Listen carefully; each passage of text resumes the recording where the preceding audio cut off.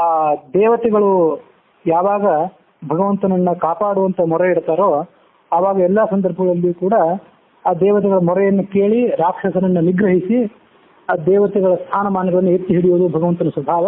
ಆ ಥರ ಅವನು ಆ ಸಂದರ್ಭದಲ್ಲಿ ಕೂಡ ದೇವತೆಗಳ ಮೊರೆಗೆ ಪ್ರತ್ಯುತ್ತರ ಕೊಟ್ಟ. ಸೂರ್ಯಚಂದ್ರ ಮೊದಲಾದಂತಹ ಗ್ರಹಗಳ ಮತ್ತು ಇನ್ನುಳಿದ ನಕ್ಷತ್ರಗಳ ಪರಿಸ್ಥಿತಿ, ಅವುಗಳ ಸ್ಥಾನಮಾನ ಎಲ್ಲವೂ ಕೂಡ ಆ ಸಂದರ್ಭದಲ್ಲಿ ಭ್ರಷ್ಟವಾಗಿತ್ತು. ಒಮ್ಮೆ ಪ್ರಳಯ ಕಾಲದಲ್ಲಿ ಜಗತ್ತಿನಲ್ಲಿ ಯಾವ ಯಾವ ರೀತಿಯಾದಂತಹ ಉತ್ಪಾತಗಳು, ಯಾವ ಯಾವ ಅನಾಹುತಗಳು ಸಂಭವಿಸಬಹುದು, ಆ ಥರದ ಎಲ್ಲ ಅನಾಹುತಗಳು ಕೂಡ ಈ ದೇವತೆಗಳು ಮತ್ತು ರಾಕ್ಷಸರ ನಡುವೆ ಯುದ್ಧ ನಡೆದಾಗ ಆ ಸಂದರ್ಭದಲ್ಲಿ ಬಂದಿದ್ದವು. ಹಾಗಾಗಿ ಆ ಸಂದರ್ಭದಲ್ಲಿ ದೇವತೆಗಳು ಭಗವಂತನನ್ನ ಪ್ರಾರ್ಥನೆ ಮಾಡಿದಾಗ ಆತ ಆ ದೇವತೆಗಳ ಎದುರಿನಲ್ಲಿ ಅವರನ್ನ ರಕ್ಷಣೆ ಮಾಡುವುದಕ್ಕಾಗಿ ಪ್ರಾದುರ್ಭವಿಸಿದ. 8 ಕೈಗಳುಳ್ಳವನು, ಆ 8 ಕೈಗಳಲ್ಲಿ ವಿವಿಧವಾದಂತಹ ಆಯುಧಗಳನ್ನು ಧರಿಸಿದಂಥವನು, ಸೂರ್ಯಚಂದ್ರ ರೂಪವಾದಂತಹ ಅನೇಕ ಕಿರಣವುಳ್ಳವನು, ನಂದಕ ಎಂಬತಕ್ಕಂಥ ಖಡ್ಗ, ಸುದರ್ಶನ ಎಂಬ ಚಕ್ರ, ಶಾರ್ಂಗ ಎಂಬತಕ್ಕಂಥ ಧನಸ್ಸು, ಕೌಮೋದಕಿ ಎಂಬ ಗದೆ, ಈ ರೀತಿಯಾಗಿ ಅನೇಕ ಆಯುಧಗಳನ್ನು ಆತ ಧರಿಸಿದ್ದ. ದಿವ್ಯವಾದಂತಹ ರಥದಲ್ಲಿ ಕುಳಿತಿದ್ದ. ಆ ರಥಕ್ಕೆ ಬಿಳಿ ಕುದುರೆಗಳನ್ನ ಕಟ್ಟಿದ್ದಿತ್ತು. ಆ ರಥಕ್ಕೆ ಗರುಡನೇ ಧ್ವಜ ಆಗಿದ್ದ. ಸಾಮಾನ್ಯವಾಗಿ ನಾವು ಗರುಡನ ಮೇಲೆ ಆಸೀನನಾಗಿರ್ತಕ್ಕಂಥ ಭಗವಂತನ ರೂಪವನ್ನು ಉಳಿದೆಲ್ಲ ಕಡೆ ನೋಡ್ತೇವೆ. ಈ ಸಂದರ್ಭದಲ್ಲಿ ಆ ಯುದ್ಧ ಭೂಮಿಗೆ ಭಗವಂತ ಗರುಡ ಧ್ವಜವುಳ್ಳಂತಹ ಒಂದು ರಥವನ್ನೇ ಏರಿ ಬಂದಿದ್ದ.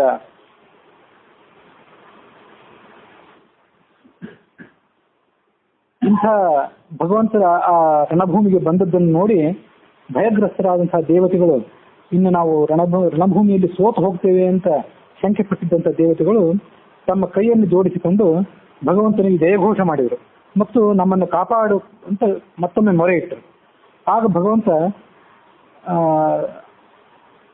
ನಾನು ಈಗ ಇಲ್ಲಿ ರಣಭೂಮಿಗೆ ಆಗಮಿಸಿದ್ದೇನೆ, ಹಾಗಾಗಿ ನಿಮ್ಮ ಶತ್ರುಗಳಿಂದ ನಿಮಗೇನು ಭಯ ಈಗ ಸಂಪ್ರಾಪ್ತ ಆಗಿದೆ, ಆ ಭಯವನ್ನು ನೀವು ಬಿಟ್ಟುಬಿಡಿ. ನಿಮ್ಮ ಶತ್ರುಗಳಾದಂತಹ ದಾನವರನ್ನ ನಾನು ಕ್ಷಣ ಮಾತ್ರದಲ್ಲಿ ಗೆಲ್ಲುತ್ತೇನೆ, ಹಾಗಾಗಿ ನೀವು ಸಂತುಷ್ಟವಾಗಿರಿ, ಇನ್ನು ನೆಮ್ಮದಿಯಿಂದ ನೀವು ಸ್ವರ್ಗಲೋಕಕ್ಕೆ ತೆರಳಿರಿ ಅಂತ ಭಗವಂತ ಅವರಿಗೆ ಸಮಾಧಾನ ಮಾಡಿದ. ಜಗತ್ತಿನಲ್ಲಿ ಹಬ್ಬಿದ್ದಂತಹ ಗಾಢಾಂಧಕಾರವೇ ಆವತ್ತಿನಿಂದ ಮಾಯವಾಯಿತು. ತಂಪಾದಂತಹ ಗಾಳಿ ಎಲ್ಲ ಕಡೆ ಬೀಸಲಿಕ್ಕೆ ಪ್ರಾರಂಭವಾಯಿತು. ಪ್ರಖರವಾದಂತಹ ಸೂರ್ಯನ ತೇಜಸ್ಸು ಎಲ್ಲ ಕಡೆ ತುಂಬಿತು. ಎಲ್ಲ ಗ್ರಹಗಳು, ನಕ್ಷತ್ರಗಳು ಇತ್ಯಾದಿಗಳು ತಮ್ಮ ತಮ್ಮ ಮಾರ್ಗದಲ್ಲಿ ಸುಗಮವಾಗಿ ಸಂಚಾರ ಮಾಡಲಿಕ್ಕೆ ಶುರು ಮಾಡಿದವು. ಎಲ್ಲ ನದಿಗಳು ಕೂಡ ಸಫಲಗಳಾದವು. ಅಂದ್ರೆ ನದಿಗಳು ಸರಿಯಾದ ಪಾತ್ರದಲ್ಲಿ ಹರಿದು ಆ ಮೂಲಕ ಜನತೆಗೆ ಸಕಲ ಸಮೃದ್ಧಿಯನ್ನು ತಂದುಕೊಡುವ ಮೂಲಕ ಸಫಲ ಆದವು. ಸಮುದ್ರಗಳಲ್ಲಿಯೂ ಕೂಡ ಯಾವುದೇ ರೀತಿಯಾದಂತಹ ಪ್ರಕ್ಷೋಭೆ ಇಲ್ಲದಂತಾಯಿತು. ಜನರೆಲ್ಲರೂ ತಮ್ಮ ಮಾನಸಿಕ ಕಲ್ಮಶಗಳನ್ನು ತೊಳೆದುಕೊಂಡು ಶುದ್ಧ ಮನಸ್ಕರಾದರು. ದೇವತೆಗಳು ಮತ್ತು ಋಷಿಗಳು ತಮ್ಮ ಮನಸ್ಸಿನ ಭೀತಿಯನ್ನ, ದುಃಖವನ್ನು ಬಿಟ್ಟು ತಮ್ಮ ಕಾರ್ಯದಲ್ಲಿ ಆಸಕ್ತರಾದರು. ಯಜ್ಞದಲ್ಲಿ ಯಾವ ಯಾವ ಆಹುತಿಗಳು ದೇವತೆಗಳಿಗೆ ಕೊಡಲ್ಪಡ್ತಾವಲ್ಲ, ಅವನ್ನೆಲ್ಲವನ್ನೂ ಕೂಡ ಅಗ್ನಿಯು ಪರಮ ಪ್ರೀತಿಯಿಂದ, ಪರಮ ಉತ್ಸುಕತೆಯಿಂದ ಸ್ವೀಕಾರ ಮಾಡಿದ. ಅಗ್ನಿಯೇ ನಮ್ಮೆಲ್ಲರ ಆಹುತಿಗಳನ್ನು ಮೊದಲು ತಾನು ಸ್ವೀಕಾರ ಮಾಡಿ ಆ ಬಳಿಕ ಅವುಗಳನ್ನು ದೇವತೆಗಳಿಗೆ ಮುಟ್ಟಿಸ್ತಾನೆ. ಅಗ್ನಿಮುಖಾಹ ದೇವಾಹ ಅಂತ ಹೇಳ್ತಾರೆ. ಹಾಗಾಗಿ ಅಗ್ನಿಯ ಮೂಲಕವೇ ಆ ಆಹುತಿಗಳು ಭಗವಂತನಿಗೆ ತಲುಪಬೇಕಾದದ್ದು. ಈ ರೀತಿಯಾಗಿ ಜಗತ್ತೆಲ್ಲವೂ ಕೂಡ ತನ್ನ ಪಥದಲ್ಲಿ ಮತ್ತೊಮ್ಮೆ ಹೋಗಲಿಕ್ಕೆ ಪ್ರಾರಂಭವಾಯಿತು. ಅಲ್ಲಿಗೆ 42ನೇ ಅಧ್ಯಾಯ ಮುಗಿದಿದೆ. ಆ ಬಳಿಕ 43ನೇ ಅಧ್ಯಾಯ.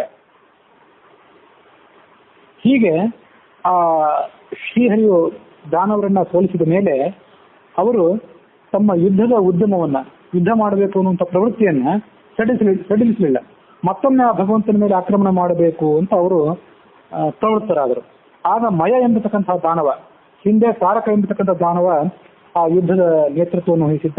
ಈಗ ಮಯ ಎಂಬತಕ್ಕಂಥ ದಾನವ ಆ ಯುದ್ಧದ ನೇತೃತ್ವವನ್ನು ವಹಿಸಿದ್ದ. ಒಂದು ದೊಡ್ಡ ರಥವನ್ನು ಏರಿದಾವ. ಆ ರಥ ಎಷ್ಟು ವಿಸ್ತೃತವಾಗಿತ್ತು ಅಂತಂದ್ರೆ 1200 ಮೊಳ ಉದ್ದವಾಗಿರ್ತದೆ. ಅಂದ್ರೆ ಒಂದು ಮೊಳ ಅಂದ್ರೆ ಸುಮಾರು 1.5 ಅಡಿ ಅಂತ ನಾವು ಅರ್ಥ ಮಾಡ್ಕೊಂಡ್ರೆ ಸುಮಾರು 800 ಅಡಿ ಉದ್ದವಾದಂತ ಬೃಹದಾಕಾರದ ಒಂದು ರಥ ಆಗಿರ್ತದೆ. ಆ ರಥವನ್ನು ಏರಿ ಆತ ಬಂದ. ಮಯಸ್ಸು ಕಾಂಚನಮಯಂ ತ್ರಿನಲ್ವಾಂತರಂ ಅವ್ಯಯಂ. ತ್ರಿನಲ್ವ, ಒಂದು ನಲ್ವ ಅಂತಂದ್ರೆ 400 ಮೊಳ, ತ್ರಿನಲ್ವ ಅಂದ್ರೆ 1200 ಮೊಳ, 1200 ಮೊಳ ಅಂದ್ರೆ ಸುಮಾರು 800 ಅಡಿ ವಿಸ್ತಾರವುಳ್ಳಂತಹ ಬೃಹದಾಕಾರದ ರಥವನ್ನು ಏರಿ ಆ ಮಯ ಎಂಬತಕ್ಕಂಥ ದಾನವ ಅಲ್ಲಿಗೆ ಬಂದ. ಈ ಅಳತೆಗಳ ಸಂದರ್ಭ ಬಂದಾಗ ಮೊನ್ನೆ ಒಂದು ಮಾಹಿತಿಯನ್ನು ಹಾಗೆ ಬಿಟ್ಟು ಹೋಗಿದ್ದೆ ನಾನು. ಅದನ್ನು ಸ್ವಲ್ಪ ಅಭ್ಯಾಸ ಮಾಡಿದ್ಮೇಲೆ ದೊರೆತಂಥ ಮಾಹಿತಿಯನ್ನು ಹೇಳ್ತೇನೆ. ಸಮಂತಕ ಮಣಿಯ ಕಥೆಯನ್ನು ನಾವು ಅವತ್ತು ಕೇಳಿದ್ವಿ. ಸಮಂತಕ ಮಣಿಯು ತಾನು ಎಲ್ಲಿ ಇರ್ತದೋ ತನ್ನನ್ನು ಇಟ್ಟುಕೊಂಡವನಿಗೆ, ತನ್ನನ್ನ ಧರಿಸಿದವನಿಗೆ ಪ್ರತಿ ದಿವಸವೂ ಕೂಡ 8 ಭಾರದಷ್ಟು ಬಂಗಾರವನ್ನು ಕೊಡ್ತಿತ್ತು ಅಂತ ನಾವು ಕಥೆಯನ್ನು ಅಲ್ಲಿ ಓದಿದ್ವಿ. ಒಂದು ಭಾರ ಅಂದ್ರೆ ಎಷ್ಟು, ಹಾಗಾಗಿ 8 ಭಾರ ಅಂದ್ರೆ ಎಷ್ಟು ಅಂತ ಒಮ್ಮೆ ಹೀಗೆ ಲೆಕ್ಕಾಚಾರ ಹೇಳೋದೊಂದು ಬಾಕಿ ಉಳಿದಿತ್ತು. ಅಲ್ಲಿ ಒಂದು ಭಾರ ಅಂದ್ರೆ 20 ತೊಲ. ನಮ್ಮ ಈಗ ತೊಲೆ ಅಂತ ನಾವೇನು ಲೆಕ್ಕ ಹಾಕ್ತೀವಲ್ಲ, ಒಂದು ಭಾರ ಅಂದ್ರೆ 20 ತೊಲೆ ಅಂತ ಹೇಳಿ ಅಮರಕೋಟದಲ್ಲಿದೆ. ಹಾಗಾಗಿ ಒಂದು ತೊಲೆ ಅಂತಂದ್ರೆ ಈಗಿನ ಹೊಸ ಲೆಕ್ಕ ಒಂದಿದೆ, ಹಳೆ ಲೆಕ್ಕ ಮತ್ತೊಂದಿದೆ. ಹೊಸ ಲೆಕ್ಕದ ಪ್ರಕಾರ 10 ಗ್ರಾಮ್ ಆಗ್ತದೆ, ಹಳೆಯ ಲೆಕ್ಕದ ಪ್ರಕಾರ 11 ಗ್ರಾಮ್ .664. ಬರೆದಿದ್ದು ನನ್ನ ಹತ್ರ ಈಗ ಸದ್ಯ ಇಲ್ಲಿಲ್ಲ, ಅದು ಹಳೆಯ ತೊಲೆ ಲೆಕ್ಕ. ಆ 20 ತೊಲೆ ಅಂತ ಲೆಕ್ಕ ಹಿಡ್ಕೊಂಡ್ರೆ ಒಂದು ಭಾರ ಅಂತಂದ್ರೆ ಅಷ್ಟು ಗ್ರಾಮನ್ನು ಮತ್ತೆ ಗುಣಾಕಾರ ಮಾಡಿ ಅದನ್ನ ಮತ್ತೆ 8 ಪಟ್ಟು ಮಾಡಿದರೆ ಸುಮಾರು 1 ಕಿಲೋ 886 ಗ್ರಾಮ್. ಇದು ಸಮಂತಕ ಮಣಿಯು ಪ್ರತಿ ದಿವಸ ಕೊಡ್ತಿರ್ತಕ್ಕಂಥ ಬಂಗಾರದ ಪ್ರಮಾಣ. ಇಷ್ಟು ಪ್ರಮಾಣದ ಬಂಗಾರವನ್ನು ಅದು ಕೊಡ್ತಾ ಇತ್ತು ಅಂತ ಲೆಕ್ಕ ಇದೆ. ಬೇರೆ ಬೇರೆ ಲೆಕ್ಕಾಚಾರದ ಪ್ರಕಾರ ಆ 8 ಭಾರ ಅಂದ್ರೆ ಇನ್ನೂ ಹೆಚ್ಚಿನ ಬಂಗಾರದ ಉತ್ಪತ್ತಿ ಆಗ್ತದೆ. 700 ಕಿಲೋ, 1500 ಕಿಲೋ ಹಿಂಗೆಲ್ಲ ಆಗ್ತದೆ. ಆದ್ರೆ 2 ಕಿಲೋ, ಅದು ಅಂದಾಜು 2 ಕಿಲೋ ಬಂಗಾರವನ್ನು ಪ್ರತಿ ದಿವಸ ಹುಟ್ಟಿಸ್ತಾ ಇತ್ತು ಅಂತ ನಾವು ಇಟ್ಕೊಳ್ಳಿಕ್ಕೆ ಒಂದು ಸಾಧಾರಣ ಅಳತೆಯನ್ನು ನಿಮ್ಮ ಮುಂದೆ ಹೇಳಿದ್ದೇನೆ. ಮತ್ತೆ ಹೆಚ್ಚಿನ ಮಾಹಿತಿ ಏನಾದರೂ ಸಿಕ್ಕರೆ ಅದನ್ನು ನೀವು ಎಲ್ಲಾದರೂ ಸಂಗ್ರಹಿಸಿರಿ, ನಾನು ಕೂಡ ಸಂಗ್ರಹ ಮಾಡ್ತೇನೆ. 1 ಕಿಲೋ 886 ಗ್ರಾಮಿನಷ್ಟು ಬಂಗಾರವನ್ನ ಆ ಸಮಂತಕ ಮಣಿ ತನ್ನ ಯಜಮಾನನಿಗೆ ಕೊಡ್ತಿತ್ತು. 1 ಕಿಲೋ 886 ಗ್ರಾಮ್. ಒಂದು ಭಾರ ಅಂದ್ರೆ 20 ತೊಲ ಅಂತ ಅರ್ಥ ಇಟ್ಕೊಂಡ್ರೆ, ಒಂದು ತೊಲವನ್ನ ಹಳೆ ಗ್ರಾಮಲ್ಲಿ ಇಟ್ಕೋಬೇಕು, ಹೊಸ ಗ್ರಾಮಲ್ಲಿ ಇಟ್ಕೊಳ್ಬೇಕು ಬೇಡ. ಯಾಕಂದ್ರೆ ಇದು ಶಾಸ್ತ್ರವು ಹಳೆ ಕಾಲದ ಶಾಸ್ತ್ರಗಳಾದ್ರಿಂದ ಹಳೆಯ ತೊಲ ಲೆಕ್ಕದಲ್ಲೇ ಇಟ್ಕೊಂಡು ಆ 20 ಮತ್ತು ಅದನ್ನ 8 ಭಾಗ ಮಾಡಿ ಮತ್ತೆ ಗುಣಾಕಾರ ಮಾಡಿದ್ರೆ 1 ಕಿಲೋ 886 ಗ್ರಾಮಿನಷ್ಟು ಬಂಗಾರವನ್ನು ನಿತ್ಯ ಅದು ಉತ್ಪಾದನೆ ಮಾಡ್ತಿತ್ತು. ಈ ಅಳತೆ ಸಂದರ್ಭ ಒಂದಾಗ ನೆನಪಿಗೆ ಬಂತು, ಅದಕ್ಕಾಗಿ ಆ ಮಾಹಿತಿಯನ್ನು ಹೇಳಿದ್ದೇನೆ. ಇಂಥ ಒಂದು ಬೃಹದಾಕಾರದ ರಥವನ್ನು ಏರಿ ಆ ಮಯ ಅನ್ನುವಂಥ ದಾನವ ಯುದ್ಧ ಭೂಮಿಗೆ ಧಾವಿಸಿದ. 4 ಚಕ್ರಗಳುಳ್ಳದ್ದು, ಬಹಳ ವೇಗದಿಂದ ಚಲಿಸುವಂಥದ್ದು, ಹುಲಿಯ ಚರ್ಮದಿಂದ ಸಿಂಗರಿಸಲ್ಪಟ್ಟಂಥದ್ದು, ಸುಖವಾಗಿ ಬೇಕಾದಷ್ಟು ಜನ ಕೂತ್ಕೊಳ್ಳಿಕ್ಕೆ ಅನುಕೂಲ ಇತ್ತು ಆ ರಥದಲ್ಲಿ. ಆ ರಥವನ್ನು ನೋಡಿದ್ರೆ ಅದೇನು ರಥವೋ ಅಥವಾ ದೊಡ್ಡ ಪ್ರಮಾಣದ ಒಂದು ಪರ್ವತವೋ ಅನ್ನುವಂತೆ ಅನಿಸ್ತಾ ಇತ್ತು. ನಾನಾ ರೀತಿಯಾದಂತಹ ಶಸ್ತ್ರಾಸ್ತ್ರಗಳೆಲ್ಲ, ದೀರ್ಘಕಾಲದ ಒಂದು ಯುದ್ಧಕ್ಕೆ ಬೇಕಾದಂತಹ ನಾನಾ ರೀತಿಯಾದ ಶಸ್ತ್ರಾಸ್ತ್ರಗಳೆಲ್ಲ ಆ ರಥದಲ್ಲಿ ಸುಸಜ್ಜಿತವಾಗಿದ್ದವು. ಮೇಘದಂತೆ ಗರ್ಜನೆ ಆಗ್ತಾ ಇತ್ತು ಆ ರಥ ಚಲಿಸುವಾಗ. ಸಾಧಾರಣವಾದ ನೊಗ ಇರಲಿಲ್ಲ, ಬಂಗಾರದ ನೊಗವೇ ಇತ್ತು ಆ ರಥಕ್ಕೆ. ಆ ರಥದ ಸಾಮ್ಯ ದೊಡ್ಡ ಆನೆಯಂತೆ, ಮೇಘಗಳಂತೆ ಇತ್ತು, ಸಿಂಹದಂತೆ ಗರ್ಜನೆ ಮಾಡ್ತಾ ಇತ್ತು. ಇಂಥ ಆ ರಥವನ್ನು ಏರಿ ಆ ಮಯ ಎಂಬತಕ್ಕಂಥ ದಾನವ ಯುದ್ಧ ಮಾಡಿದ. ಅವನ ಜೊತೆಗೆ ಮಯ ಮತ್ತು ತಾರ ಎಂಬತಕ್ಕಂಥ ಮತ್ತೊಬ್ಬ ರಾಕ್ಷಸನು ಕೂಡ ಮತ್ತೊಂದು ರಥವನ್ನು ಏರಿಕೊಂಡು ಬಂದ. ಆತನ ರಥ ಒಂದು ಕ್ರೋಶ ಅಂದ್ರೆ 2000 ಮಾರು. ಒಂದು ಮಾರು ಅಂದ್ರೆ ಇಟ್ಕೋಬಹುದಲ್ಲ, ಒಂದು ಮಾರು ಸಹ ಒಂದು ಅದರ ಸರಿ 2 ಕೈಯನ್ನು ಮನುಷ್ಯ ಚಾಚಿದಾಗ ಅದೊಂದು ಮಾರು, ಅದರ 2000 ಪಟ್ಟು ಅಂತ ಒಂದು ವಿಸ್ತಾರವಾದಂತಹ ರಥವನ್ನ ಆತ ಏರಿ ಬಂದ. ತಾರಸ್ತು ಕ್ರೋಶ ವಿಸ್ತಾರಂ ಆಯಸಂ. ಅದು ಕಬ್ಬಿಣದ ರಥ, ಒಂದು ಬಹಳ ಗಟ್ಟಿಮುಟ್ಟಾದಂತಹ ರಥ. ವಾಯಸಧ್ವಜಂ, ಯಾವುದಾದ್ರು ಹಂಸಧ್ವಜ ಇಂಥ ಧ್ವಜ ಆಗ್ತಿರ್ಲಿಲ್ಲ, ಗರುಡ ಧ್ವಜ ಇರಲಿಲ್ಲ, ಅದಕ್ಕಿದ್ದದ್ದು ಕಾಗೆಯ ಧ್ವಜ ಆ ತಾರ ಅನ್ನುವಂಥ ರಾಕ್ಷಸನ ರಥಕ್ಕೆ. ಅತಿ ಕಪ್ಪಾದಂತಹ ಕಬ್ಬಿಣದಿಂದ ತಯಾರು ಮಾಡಿರ್ತಕ್ಕದ್ದು ಮತ್ತು 8 ಚಕ್ರ ಇದ್ದವು ಅದಕ್ಕೆ. ಇಂಥ ರಥವನ್ನು ಏರಿ ಆ ತಾರ ಯುದ್ಧ ಭೂಮಿಗೆ ಬಂದಾಗ ಅದನ್ನು ನೋಡಿದ್ರೆ ಮಂದರ ಪರ್ವತವೇ ತನಗೆ ಕೆಲವು ಚಕ್ರಗಳನ್ನು ಕಟ್ಟಿಕೊಂಡು ಯುದ್ಧ ಭೂಮಿಗೆ ಓಡಿ ಬಂದಿದೆಯೇನೋ ಅಂತ ಅನಿಸ್ತಾ ಇತ್ತು. ದಾನವರ ಸೇನೆಯ ಮುಂಭಾಗದಲ್ಲಿ ವಿರೋಚನ ಎಂತಕ್ಕಂಥ ಮತ್ತೊಬ್ಬ ದಾನವ ಇದ್ದ. ಆತ ದೊಡ್ಡ ಗದೆಯನ್ನು ಎತ್ತಿಕೊಂಡು ದೊಡ್ಡ ಪರ್ವತ ಶಿಖರದಂತೆ ಯುದ್ಧ ಭೂಮಿಯಲ್ಲಿ ಸನ್ನದ್ಧನಾಗಿ ಬಂದ. ಹಯಗ್ರೀವ ಎಂತಕ್ಕಂಥ ಮತ್ತೊಬ್ಬ ದಾನವ, ಆತ 1,000 ಕುದುರೆಗಳಿಂದ ಕಟ್ಟಲ್ಪಟ್ಟಂತಹ ದೊಡ್ಡ ರಥವನ್ನು ಏರಿ ಬಂದ. 1000 ಕುದುರೆಗಳನ್ನು ಆ ರಥಕ್ಕೆ ಕಟ್ಟಬೇಕಾದ್ರೆ ಆ ರಥ ಎಷ್ಟು ದೊಡ್ಡದಿರಬೇಕು ಅನ್ನೋದನ್ನ ಲೆಕ್ಕ ಹಾಕಬೇಕು. ಅದನ್ನ ಇಲ್ಲಿ ಹೇಳಲಿಲ್ಲ. ಆದ್ರೂ 1000 ಕುದುರೆ ಕಟ್ಟಿದ್ದಾರೆ ಅನ್ನೋ ಮಾಹಿತಿಯ ಮೂಲಕ ನಾವು ಅದನ್ನ ನಮ್ಮ ಊಹೆಗೆ ಅವರು ಬಿಟ್ಟಿದ್ದಾರೆ. ಧನುರ್ವಿದ್ಯಾ ಪ್ರವೀಣನಾಗಿದ್ದ ಆತ. ಅವನ ಮುಂದೆ ವರಾಹ ಎಂತಕ್ಕಂಥ ಮತ್ತೊಬ್ಬ ರಾಕ್ಷಸ ಇದ್ದ. ಖರ ಎಂಬ ಕ್ರೂರನಾದಂತಹ ರಾಕ್ಷಸ ಮತ್ತೊಬ್ಬ ರಾಕ್ಷಸ ತನ್ನ ಕಣ್ಣಿನಿಂದ ಕಿಡಿಗಳನ್ನ ಹೊರಸೂಸ್ತಾ ಇದ್ದ. ತುಟಿಗಳನ್ನು ಕಚ್ಚಿ ತನ್ನ ಕೋಪೋದ್ರೇಕವನ್ನು ವ್ಯಕ್ತ ಮಾಡ್ತಾ ಇದ್ದ. ತ್ವಷ್ಟ್ರು ಅಂತ ಮತ್ತೊಬ್ಬ ದಾನವ, ಆತ 18 ಕುದುರೆಗಳನ್ನು ಕಟ್ಟಿದಂತಹ ಒಂದು ರಥವನ್ನು ಏರಿ ದಾನವರ ವಿಜಯಕ್ಕಾಗಿ ಯುದ್ಧ ಭೂಮಿಗೆ ಬಂದ. ವಿಪ್ರಚಿತ್ತಿ ಎಂಬತಕ್ಕಂತಹ ಮತ್ತೊಬ್ಬ ರಾಕ್ಷಸ, ಆತನ ಮಗನಾದಂತಹ ಶ್ವೇತ ಎನ್ನುವ ತರುಣ ರಾಕ್ಷಸ ಬಿಳಿ ಬಣ್ಣದ ಕರ್ಣಕುಂಡಲವನ್ನು ಧರಿಸಿ ಯುದ್ಧಕ್ಕೆ ಬಂದ.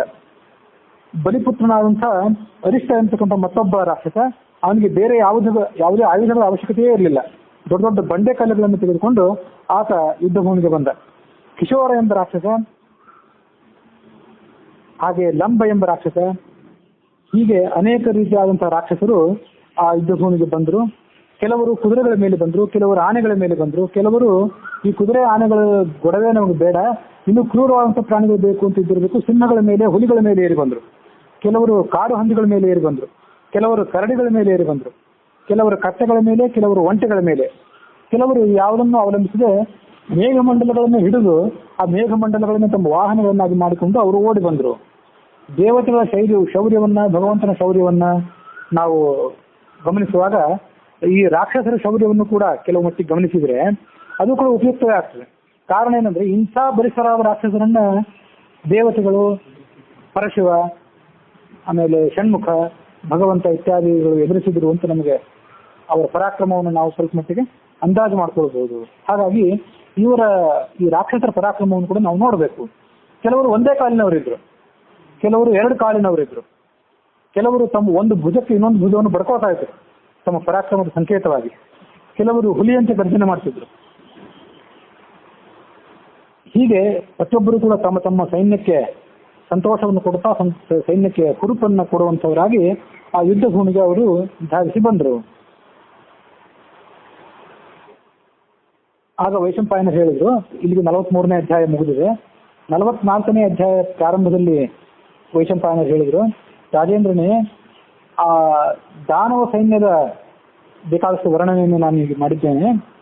ಇನ್ನ ಆ ದೇವಸೇನೆಯ ಸ್ವಲ್ಪ ಮಹತ್ವವನ್ನು ಸ್ವಲ್ಪ ಹೇಳ್ತೇನೆ, ಯಾವ್ಯಾವ ದೇವತೆಗಳು ಹೇಗೆ ಹೇಗೆ ಇದ್ರು ಅನ್ನೋ ಮಹಿಮೆಯನ್ನು ಸ್ವಲ್ಪ ನಾನು ಈಗ ಹೇಳ್ತೇನೆ, ಅದನ್ನು ಗಮನಿಸು ಅಂತ ಅವ್ರು ಹೇಳಿದರು.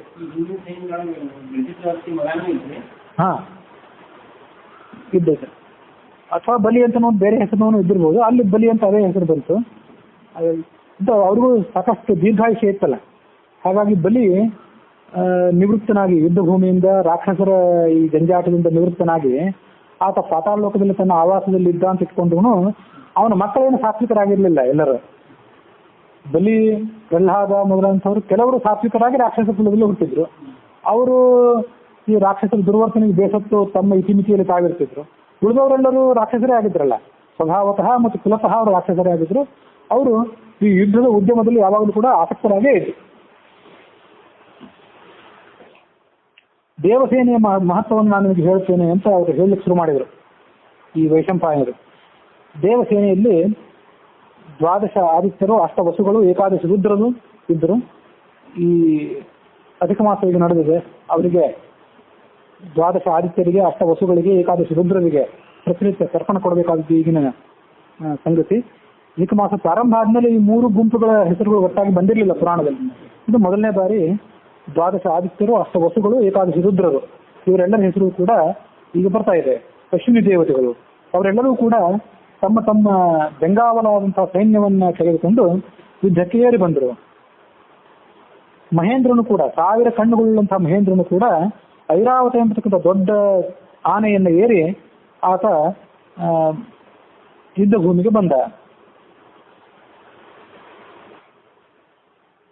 ಐರಾವತವನ್ನು ಅವನು ಏರಿದ್ರು ಕೂಡ ಆ ದೇವರಾಜ ಯಾವುದಾದ್ರೂ ಒಂದು ಕ್ಷಣದಲ್ಲಿ ರಥವನ್ನು ಏರಬೇಕು ಅಂತ ಬಯಸಿದ್ರೆ ಅವನ ಅನುಕೂಲಕ್ಕಾಗಿ ರಥವೂ ಪಕ್ಕದಲ್ಲಿ ಸಂಚಾರ ಮಾಡ್ತಿತ್ತು. ಈ ಕಡೆ ರಥ ಇತ್ತು, ಈ ಕಡೆ ಐರಾವತ ಇತ್ತು. ಯಾವುದೇ ಕ್ಷಣದಲ್ಲಿ ಯಾವುದನ್ನಾದ್ರೂ ಏರಿ ಅವನು ಯುದ್ಧ ಮುಂದುವರಿಸುವಂತೆ ಅನುಕೂಲ ಇತ್ತು. ಜ್ಞಾನಿಗಳಾದಂಥವರು, ಗಂಧರ್ವರು ಇತ್ಯಾದಿಗಳು ಆ ದೇವರಾಜನ ಮಹಿಮೆಯನ್ನು ಸ್ತೋತ್ರ ಮಾಡ್ಲಿಕ್ಕಾಗಿ ಅವನ ಹಿಂದೆ ಇದ್ರು. ಯುದ್ಧ ಭೂಮಿಗೆ ಅವರು ಕೂಡ ಬರ್ತಿದ್ರು. ಅಥವಾ ಯುದ್ಧ ಭೂಮಿಗೆ ಬಂದ್ರು ಅಂತ ಇಟ್ಕೊಳ್ದೇ ಇದ್ರು, ಯುದ್ಧ ಭೂಮಿಯಲ್ಲಿ ಯುದ್ಧ ನಡೆದಾಗ ಆಕಾಶಗಾಮಿಗಳಾಗಿ ಮೇಲೆ ಅವರು ನಿಂತು ಯುದ್ಧವನ್ನು ಗಮನಿಸ್ತಾ ಆ ದೇವರಾಜನಿಗೆ ಮತ್ತು ಉಳಿದ ದೇವರಾಶ್ರೇಷ್ಠರಿಗೆ ಜಯಕಾರ ಹಾಕ್ತಾ ಇದ್ರು ಅಂತ ನಾವು ಅರ್ಥ ಮಾಡ್ಕೊಳ್ಬಹುದು. ಮಾತಲಿ ಎಂಬಾತ ಅದಕ್ಕೆ ಸಾರಥಿಯಾಗಿದ್ದ ದೇವೇಂದ್ರನ ರಥಕ್ಕೆ. ಯಮ ದೇವತೆಗಳ ಪಕ್ಷದಲ್ಲಿ ಮೊದಲು ನಾವು ನೋಡಿದ್ದು ದೇವರಾಜನಾದಂಥ ಇಂದ್ರನ ಯುದ್ಧ ಸಾನ್ನಿಧ್ಯವನ್ನ. ಆ ಬಳಿಕ ಯಮ ದಂಡವೆಂಬತಕ್ಕಂಥ ಆಯುಧವನ್ನು ಹಿಡ್ಕೊಂಡಿದ್ದ. ಅವನು ಯುದ್ಧ ಭೂಮಿಗೆ ತರೋದು ಆ ದಂಡವನ್ನೇ, ಮತ್ತು ಪ್ರಜೆಗಳ ಪಾಪ ಪುಣ್ಯ ವಿಚಾರ ಮಾಡಿ ಅವರಿಗೊಂದು ಗತಿ ಕಾಣಿಸುವುದು ಕೂಡ ದಂಡದಿಂದಲೇ. ಯಮಃ ದಂಡಧರ ಅಂತ ಹೇಳ್ತಾರೆ ಅವನಿಗೆ. ಹಾಗಾಗಿ ಆತ ದಂಡವನ್ನ ತೆಗೆದುಕೊಂಡು ಯುದ್ಧ ಭೂಮಿಗೆ ಬಂದಿದ್ದ. ಮತ್ತು ಮುದ್ಗರೆ ಅಂತಕ್ಕಂಥ ಮತ್ತೊಂದು ಆಯುಧವನ್ನು ಕೈಯಲ್ಲಿ ಹಿಡ್ಕೊಂಡಿದ್ದ. ಭಯಂಕರವಾಗಿ ಗರ್ಜನೆ ಮಾಡ್ತಿದ್ದ. ಹಾಗಾಗಿ ದೇವತೆಗಳ ಸೈನ್ಯಕ್ಕೆ ಆ ಗರ್ಜನೆಯಿಂದ ಸಂತೋಷ ಆಗ್ತಿತ್ತು, ರಾಕ್ಷಸರ ಸೈನ್ಯಕ್ಕೆ ಭಯ ಆಗ್ತಿತ್ತು. ಮತ್ತು ವರುಣ ಎಲ್ಲ ಸಾಗರಗಳಿಗೆ, ಎಲ್ಲ ನೀರಿನ ಆಶಯಗಳಿಗೆ, ಜಲಾಶಯಗಳಿಗೆ ಅಧಿಪತಿಯಾದಂತಹ ವರುಣ ಶಂಖ, ಹವಳ ಇತ್ಯಾದಿಗಳಿಂದ ರಚಿತವಾದಂತಹ ವಿಲಕ್ಷಣವಾದಂತಹ ಒಡವೆಗಳನ್ನು ಧರಿಸಿದ್ದ. ಪಾಶ ಎಂಬತಕ್ಕಂಥ ಆಯುಧ ಆತನು. ರಚೇತಾಹ ವರುಣ ಪಾಶಿ ಅಂತ ವರುಣನ ಸ್ತೋತ್ರ ಮಾಡ್ತಾರೆ. ಪಾಶ ವರುಣನ ಆಯುಧ. ಆ ವರುಣ ಪಾಶ ಬಹಳ ಬಲಿಷ್ಠವಾದದ್ದು ಅಂತ ಪುರಾಣಗಳಲ್ಲಿ ವರ್ಣನೆ ಇದೆ. ಆತ ಪಾಶ ಎಂಬ ಆಯುಧವನ್ನು ಧರಿಸಿಕೊಂಡು ಚಂದ್ರನಂತೆ ಬಿಳುಪಾಗಿರುವಂತಹ ಕುದುರೆಗಳಿಂದ ಹೂಡಿದಂತ ಒಂದು ರಥವನ್ನು ಏರಿ ಯುದ್ಧಕ್ಕೆ ಬಂದಿದ್ದಾರೆ. ದೇವಸೇನೆಯ ನಡುವೆ ನಿಂತಿದ್ದ ಆತ. ಯಕ್ಷರು, ರಾಕ್ಷಸರು, ಗುಷ್ಯರು ಇತ್ಯಾದಿಗಳು ಕೂಡ ಅಲ್ಲಿ ಇದ್ರು. ಈ ವರುಣಂದಾದ ಮೇಲೆ ಅಲ್ಲಿ ಬರುವಂಥದ್ದು ಕುಬೇರ. 4 ದಿಕ್ಕಿನ ಅಧಿಪತಿಗಳನ್ನು ಕ್ರಮವಾಗಿ ಹೇಳಿದ್ದಾರೆ. ಮೊದಲು ಇಂದ್ರನನ್ನು ಹೇಳಿದ್ರು, ಆಮೇಲೆ ದಕ್ಷಿಣ ದಿಕ್ಕಿಗೆ ಅಧಿಪತಿಯಾದಂತಹ ಯಮನನ್ನು ಹೇಳಿದ್ರು, ಆ ಬಳಿಕ ಪಶ್ಚಿಮ ದಿಕ್ಕಿಗೆ ಅಧಿಪತಿಯಾದಂತಹ ವರುಣನನ್ನು ಹೇಳಿದ್ರು. ಈಗ ಕುಬೇರನನ್ನ ಹೇಳ್ತಾ ಇದ್ದಾರೆ, ಉತ್ತರ ದಿಕ್ಕಿಗೆ ಅಧಿಪತಿಯಾದಂತಹ ಕುಬೇರನನ್ನ. ಯಕ್ಷ ರಾಕ್ಷಸರಿಂದ ಪರಿವರ್ತನಾದಂತಹ ಈ ಕುಬೇರ, ಅವನು ಪದ್ಮ ಎಂಬ ಮಹಾನಿಧಿಗೆ ಅಧಿಪತಿ. ಕುಬೇರ ಸಂಪತ್ತಿನ ಅಧಿದೇವತೆ ಆದ್ದರಿಂದ ಕೋಟಿ, ಖರ್ವ ಅಂತ ಇತ್ಯಾದಿಗಳು, ಕೋಟಿಯ ಬಳಿಕ ದೊಡ್ಡ ದೊಡ್ಡ ಕೆಲವು ಸಂಖ್ಯೆಗಳಿವೆ. ಆ ಸಂಖ್ಯೆಗಳಿಗೆ ಅಧಿಪತಿ ಆದಂಥವನು. ಅಂತ ದೊಡ್ಡ ದೊಡ್ಡ ನಿಧಿಗಳಿಗೆ, ಸಂಪತ್ತುಗಳಿಗೆ ಅಧಿಪತಿ ಆದವನು ಈ ಕುಬೇರ. ಆತ ಪುಷ್ಪಕವೆಂಬ ವಿಮಾನದಲ್ಲಿ ಕೂತಿದ್ದ. ಆ ಪುಷ್ಪಕ ವಿಮಾನವನ್ನೇ ಕುಬೇರನನ್ನು ನಿಗ್ರಹಿಸಿ ಆ ಬಳಿಕ ರಾವಣ ವಶಪಡಿಸಿಕೊಂಡಿದ್ದ ಅಂತ ನೋಡ್ತೀವಿ. ಆತ ಆ ಕುಬೇರ ಪುಷ್ಪಕವೆಂಬ ವಿಮಾನದಲ್ಲಿ ಕೂತು ಗದೆಯನ್ನ ತನ್ನ ಕೈಯಲ್ಲಿ ಹಿಡ್ಕೊಂಡು ದೇವಸೇನೆಯ ನಡುವೆ ಶೋಭಿಸುತ್ತಿದ್ದ. ಮಹೇಶ್ವರನ ಪರಣ ಮಿತ್ರನಾಗಿದ್ದ ಆತ. ಹಾಗೆ ಅವನು ಮತ್ತೊಬ್ಬ ರುದ್ರನೇನೋ ಅನ್ನುವಂತ ಕಾಣ್ತಿದ್ದ ಯುದ್ಧ ಭೂಮಿಯಲ್ಲಿ ಅವನನ್ನು ನೋಡಿದ್ರೆ. ದೇವಸೇನೆಯ ಪೂರ್ವ ಭಾಗವನ್ನ ಮಹೇಂದ್ರ ರಕ್ಷಣೆ ಮಾಡ್ತಿದ್ದ. ದಕ್ಷಿಣ ಭಾಗವನ್ನ ಯಮ ರಕ್ಷಣೆ ಮಾಡ್ತಿದ್ದ. ಪಶ್ಚಿಮ ಭಾಗವನ್ನ ವರುಣ ರಕ್ಷಣೆ ಮಾಡಿದ. ಉತ್ತರ ಭಾಗವನ್ನ ಕುಬೇರ ರಕ್ಷಣೆ ಮಾಡಿದ. ಹೀಗೆ ಅವರು ತಮ್ಮ ತಮ್ಮ ಬೆಂಗಾವಲಾದಂತಹ ಸೈನ್ಯವನ್ನ 4 ದಿಕ್ಕುಗಳಲ್ಲಿ ಇದ್ದುಕೊಂಡು ಆ ದೇವ ಸೈನ್ಯವನ್ನು ರಕ್ಷಣೆ ಮಾಡ್ತಿದ್ರು. ಈ ಕಡೆ ಸೂರ್ಯನು ಕೂಡ ಆ ಯುದ್ಧ ಭೂಮಿಗೆ ಆಗಮಿಸಿದ್ದ. ಸೂರ್ಯಚಂದ್ರರು ಕೂಡ 7 ಕುದುರೆಗಳನ್ನ ಕೂಡಿದಂತಹ ರಥವನ್ನು ಏರಿಕೊಂಡು ಅಪ್ರತಿಮವಾದ ಕಾಂತಿಯಿಂದ ಮೆರೆಯುವವನಾಗಿ ಸೂರ್ಯ ಅಲ್ಲಿ ಬಂದಿದ್ದ. ಶ್ವೇತಕಿರಣನಾದಂತಹ ಚಂದ್ರನು ಕೂಡ ಜಗತ್ತಿಗೆ ಆನಂದ ಉಂಟು ಮಾಡ್ತಾ ಆ ಸಂದರ್ಭದಲ್ಲಿ ಯುದ್ಧ ಭೂಮಿಗೆ ಬಂದದ್ದನ್ನ ದಾನವರು ನೋಡಿದ್ರು, ಹಾಗೆ ದೈತ್ಯರು ಕೂಡ ನೋಡಿದ್ರು. ಪ್ರಾಣ, ಅಪಾನ ಮೊದಲಾದಂತಹ 5 ರೂಪಗಳು ಏನಿವೆಯಲ್ಲ, ಆವಹ, ಪ್ರವಾಹ ಮೊದಲಾದಂತಹ ರೂಪಗಳು ಇವೆ. ಇವು ಆ ವಿಭಿನ್ನ ರೂಪಗಳಿರುವಂತಹ ವಾಯುದೇವ. ಆ ವಾಯುದೇವ ತನ್ನ ರೂಪವನ್ನು ತೆಗೆದುಕೊಂಡು ಆ ಯುದ್ಧ ಭೂಮಿಗೆ ಆಗಮಿಸಿ ದಾನವ ಸೈನ್ಯದ ಮೇಲೆ ಯಾವುದೇ ಕ್ಷಣದಲ್ಲಿ ಆಕ್ರಮಣ ಮಾಡಲಿಕ್ಕೆ ಸನ್ನದ್ಧನಾಗಿ ಅಲ್ಲಿ ಬಂದಿದ್ದ. ಆ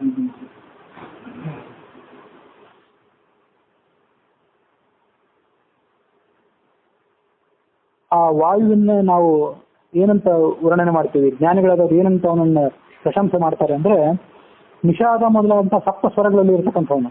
ನಿಷಾದ, ಋಷಭ, ಗಾಂಧಾರ, ಷಡ್ಜ, ಮಧ್ಯಮ, ದೈವತ, ಪಂಚಮ ಅಂತ ಈ ರೀತಿಯ ಸಪ್ತ ಸ್ವರಗಳೇನಿವೆಯಲ್ಲ, ಆ ಸಪ್ತ ಸ್ವರಗಳಲ್ಲಿ ಇರತಕ್ಕಂಥವನು ವಾಯುವೆ. ಅಂದ್ರೆ ವಾಯುವಿನಿಂದಲೇ ನಮ್ಮ ಗಾಯನವಾಗಲಿ ಅಥವಾ ಕೆಲವು ವಾದ್ಯಗಳಾಗಲಿ ಇವೆಲ್ಲವೂ ನುಡಿಯಬೇಕಾದಂಥ ವಾಯುವಿನ ಸಹಾಯದಿಂದಲೇ. ಹಾಗಾಗಿ 7 ಸ್ವರಗಳಲ್ಲಿ ಇರತಕ್ಕಂಥವನು ಅವನೇ. ಪೃಥ್ವಿ ಮೊದಲಾದ ಮಹಾಭೂತಗಳಲ್ಲಿಯೂ ಉತ್ತಮನೆನಿಸಿದವನು ಅವನೇ.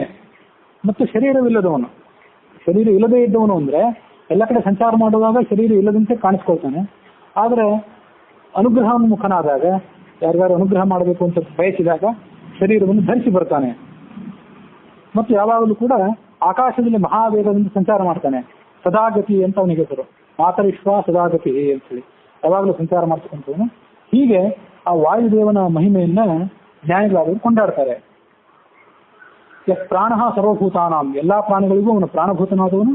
ಪಂಚಧ ಭಿದ್ಯತೆ, ಪ್ರಾಣ, ಅಪಾನ, ವ್ಯಾನ, ಉದಾನ, ಸಮಾನ ಎಂಬುದಾಗಿ ಶರೀರದಲ್ಲಿ ಇದ್ದುಕೊಂಡು ಶರೀರದ ಸ್ಥಿತಿಯನ್ನ ಧಾರಣೆ ಮಾಡ್ತಕ್ಕಂಥವನು ಈ ಪ್ರಾಣ.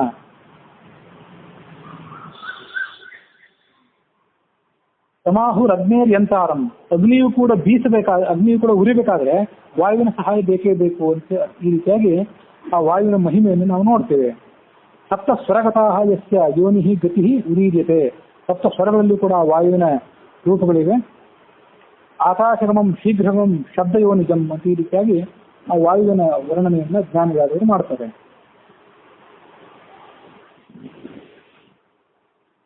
ದೇವತೆಗಳು, ಗಂಧರ್ವರು, ವಿದ್ಯಾಧರರು ಅಂತ ಈ ರೀತಿಯಾಗಿ ಆ ದೇವತೆಗಳ ವಿಭಿನ್ನವಾದಂಥ ಗಣಗಳಿವೆ. ಅವರೆಲ್ಲರೂ ಕೂಡ ತಮ್ಮ ವಿಭಿನ್ನವಾದ ಶಸ್ತ್ರಾಸ್ತ್ರಗಳನ್ನು ಧರಿಸಿ ಆ ರಣರಂಗದಲ್ಲಿ ಸಂಚಾರ ಮಾಡ್ತಾ ಇದ್ರು.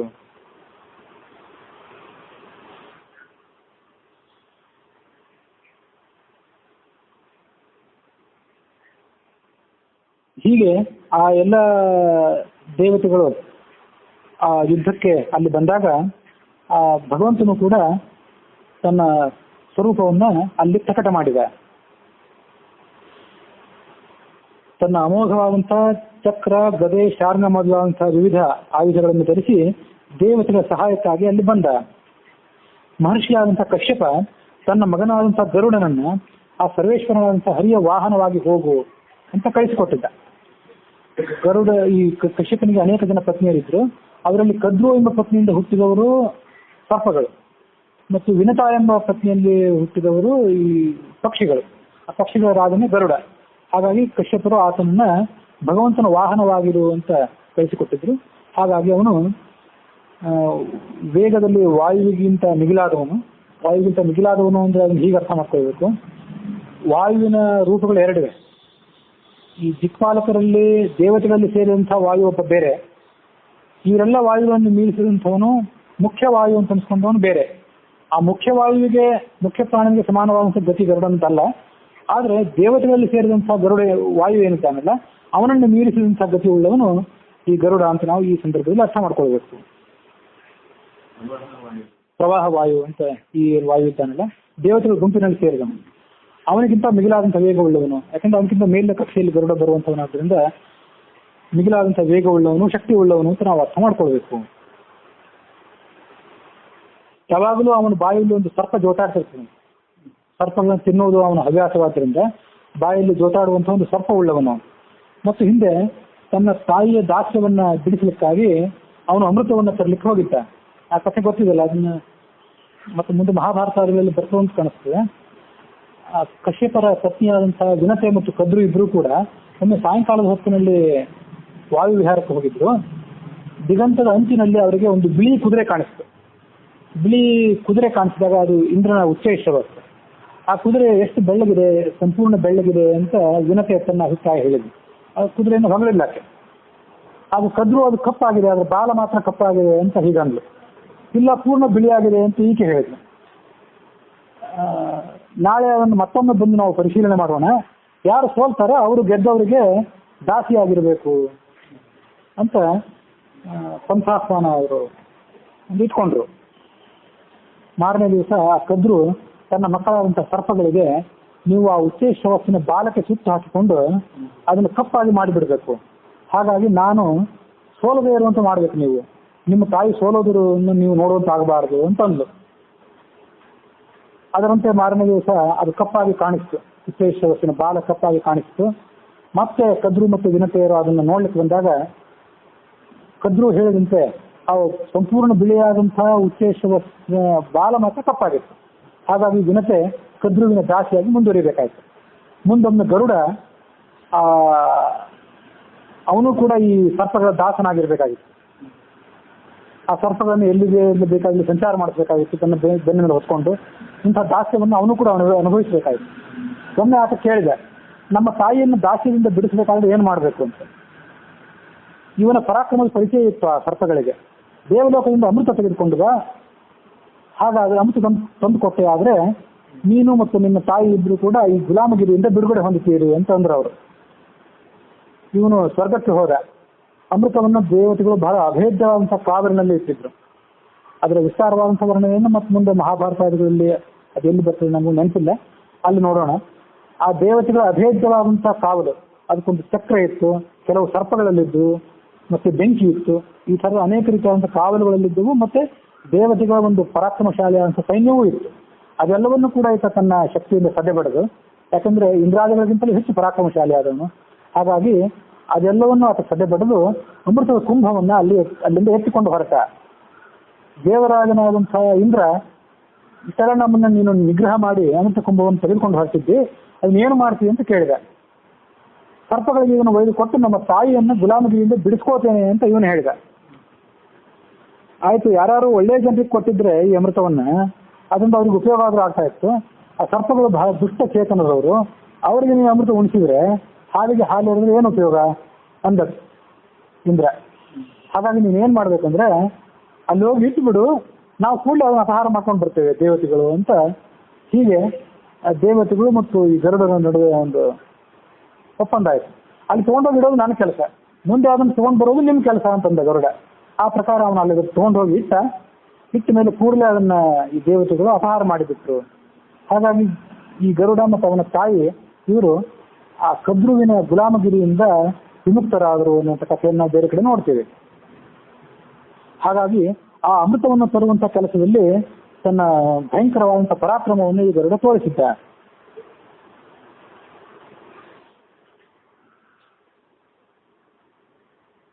ಮಂದರ ಪರ್ವತದಂತಹ ಬೃಹದಾಕಾರವಾದ ಆಕೃತಿಯುಳ್ಳವನು ಈ ಗರುಡ.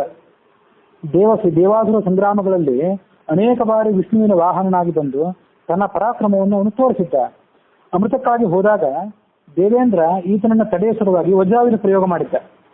ಆದ್ರೆ ಇವನಿಗೇನೂ ಆಗಿರ್ಲಿಲ್ಲ, ಇವನು ಕೂದಲೇ ಕೊಂತಿರ್ಲಿಲ್ಲ. ಆದ್ರೆ ಏನ್ ಮಾಡಿದ, ದೇವರಾಜನಾದಂತಹ ಇಂದ್ರನ ವಜ್ರಾಯುಧಕ್ಕೆ ಅವಮಾನ ಆಗಬಾರ್ದು ಅಂತ ಹೇಳಿ ತನ್ನ ಒಂದು ಗರಿಯನ್ನ ಅವನು ಕೆಳಗೆ ಬೀಳಿಸಿದ್ದ. ಸುಪರ್ಣ ಅಂತ ಅವನಿಗೆ ಕರೀತಾರೆ ಇಂದ್ರ ಗರುಡನಿಗೆ. ಪರ್ಣ ಅಂದ್ರೆ ಗರಿಗಳು, ರೆಕ್ಕೆಗಳು ಅಂತ ಅರ್ಥ. ತನ್ನ ಸುಂದರವಾದ ಗರಿಗಳಲ್ಲಿ ಹೊಂಬಣ್ಣದ ಹೊಳೆಯುವಂತ ಗರಿಗಳ ಪೈಕಿ ಒಂದನ್ನು ಮಾತ್ರ ಬೀಳಿಸಿ ಆ ಇಂದ್ರನ ವಜ್ರಾಯುಧಕ್ಕೆ ಆತ ಗೌರವ ತೋರಿಸಿದ್ದ. ಆ ಬಳಿಕವೇ ಆತನಿಗೆ ಸುಪರ್ಣ ಅನ್ನೋ ಹೆಸರು ಕೂಡ ಅವನ ನಾಮಗಳಲ್ಲಿ ಒಂದಾಗಿ ಸೇರಿಕೊಂಡಿತು ಅಂತ ಹೇಳಿ ಮಹಾಭಾರತದಲ್ಲಿ ಓದಿದ ನೆನಪು. ಅಲ್ಪ ತರಹದ ಕುರುಹನ್ನು ಮಾತ್ರ ತನ್ನ ಶರೀರದ ಮೇಲೆ ಆತ ಮಾಡ್ಕೊಂಡಿದ್ದ, ತನಗೇನೋ ಧಕ್ಕೆ ಆಗದೇ ಇದ್ರು ಕೂಡ. ಇದು ಆ ಗರುಡನ ಪರಾಕ್ರಮ. ವಿಚಿತ್ರವಾದಂತಹ ವಸ್ತ್ರಗಳನ್ನ, ಆಭರಣಗಳನ್ನ ಆತ ಧರಿಸಿದ್ದ. ತನ್ನ ತಲೆಯ ಮೇಲೆ ಮತ್ತು ಎದೆಯ ಮೇಲೆ ಹೊಳೆಯುವಂತಹ ರತ್ನಗಳನ್ನ ಅವನು ಧರಿಸಿದ್ದ. ಹೀಗೆ ಆ ದೊಡ್ಡ ರಥದ ಆಕಾರವುಳ್ಳಂತಹ ಈ ಗರುಡ ಆಕಾಶದಿಂದ ಸಂಚಾರ ಮಾಡ್ತಾ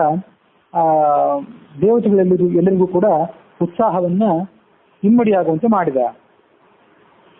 ದೇವತೆಗಳೆಲ್ಲರಿಗೂ ಕೂಡ ಆ ಭಗವಂತ ಗರುಡನ ಜೊತೆಗೆ ಬಂದದ್ದನ್ನು ನೋಡಿ ಆ ಭಗವಂತನನ್ನ ಸ್ತೋತ್ರ ಮಾಡಿ ಆ ಬಳಿಕ ಭಗವಂತನ ನೇತೃತ್ವದಲ್ಲಿ ಯುದ್ಧವನ್ನು ಪ್ರಾರಂಭ ಮಾಡಿದರು.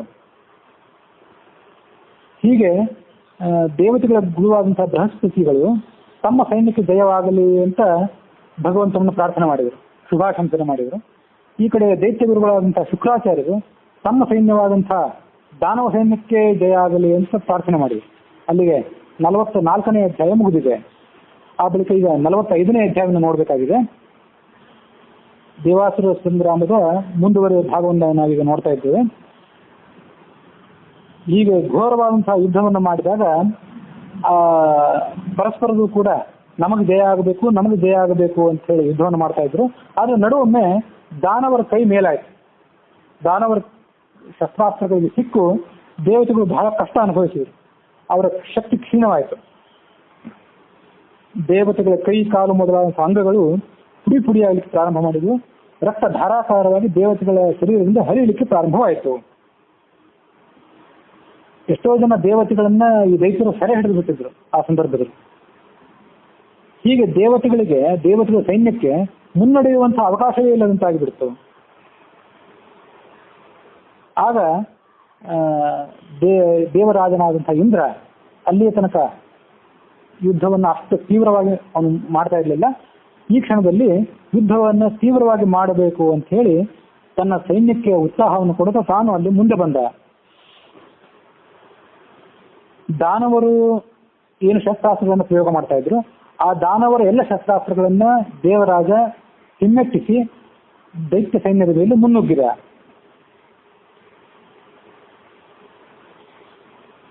ದಾನವ ಸೈನ್ಯದ ಮೇಲೆ ಈ ದೇವರಾಜ ಒಂದು ಅಸ್ತ್ರವನ್ನು ಪ್ರಯೋಗ ಮಾಡಿದ.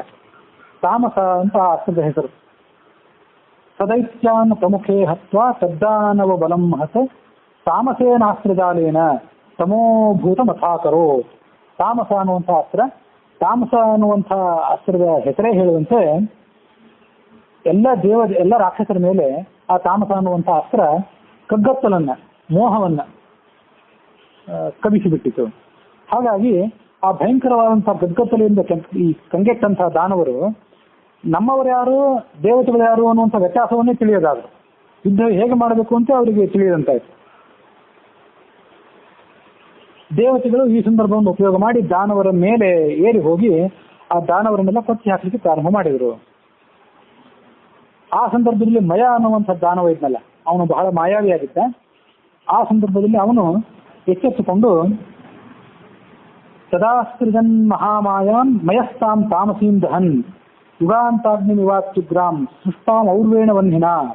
ಆತ ಒಂದು ಆಯುಧವನ್ನು ಆ ಸಂದರ್ಭದಲ್ಲಿ ಪ್ರಯೋಗ ಮಾಡಿದ. ತಾನು ಕೂಡ ಒಂದು ಅಸ್ತ್ರವನ್ನ, ದೇವರಾಜನಾದಂಥ ಇಂದ್ರ ಏನು ತಾಮಸಾಸ್ತ್ರವನ್ನು ಪ್ರಯೋಗ ಮಾಡಿದ್ನಲ್ಲ, ಅದಕ್ಕೆ ಪ್ರತಿಯಾಗಿ ಈ ಮಯ ಅನ್ನುವಂಥ ಒಂದು ಅಸ್ತ್ರ, ಮಯ ಅನ್ನುವಂಥ ರಾಕ್ಷಸ ತಾನು ಒಂದು ಮಾಯಾಸ್ತ್ರವನ್ನು ಪ್ರಯೋಗ ಮಾಡಿದ. ಆ ಮಯ ಪ್ರಯೋಗ ಮಾಡಿದ ಅಸ್ತ್ರವನ್ನು ಕಂಡು ಹಿಡಿದವರು ಯಾರು, ಆ ವಿದ್ಯೆಯನ್ನ, ಈ ಎಲ್ಲ ಅಸ್ತ್ರಗಳಿವೆಯಲ್ಲ ಅವು ಕೇವಲ ಕಟ್ಟಿಗೆ, ಕಬ್ಬಿಣ, ಬಂಗಾರದ ತುಣುಕುಗಳಲ್ಲ. ಅವೆಲ್ಲವೂ ಕೂಡ ಒಂದೊಂದು ವಿದ್ಯೆ. ಅವು ಹೇಗೆ ಗಾಯತ್ರಿ ಮೊದಲಾದ ಮಂತ್ರಗಳನ್ನು ಒಬ್ಬೊಬ್ರು ಕಂಡು ಹಿಡಿದವರು ಇರ್ತಾರಲ್ಲ, ಹಾಗೆ ಈ ಎಲ್ಲ ಅಸ್ತ್ರಗಳು ಕೂಡ, ಶಸ್ತ್ರ ಅಂದ್ರೆ ಕೇವಲ ಅದೊಂದು ಲೋಹದ ತುಣುಕು, ಅಸ್ತ್ರ ಅಂದ್ರೆ ಮಂತ್ರವಿದ್ಯೆಯಿಂದ ಪರಿಪೂರ್ಣವಾದಕ್ಕೆ ಅಸ್ತ್ರ ಅಂತ ಕರಿತೇವೆ. ಹಾಗೆ ಈ ವಿದ್ಯೆಗೂ ಕೂಡ ಈ ಮಯ ಅನ್ನುವಂಥ ದಾನವ ಏನು ಪ್ರಯೋಗ ಮಾಡಿದ್ನಲ್ಲ, ಇದಕ್ಕೂ ಕೂಡ ಒಬ್ಬ ದೇವತೆ ಇದ್ದ. ಅವನ ಕಥೆ ಈಗ ಮುಂದೆ ಬರ್ಲಿಕ್ಕಿದೆ.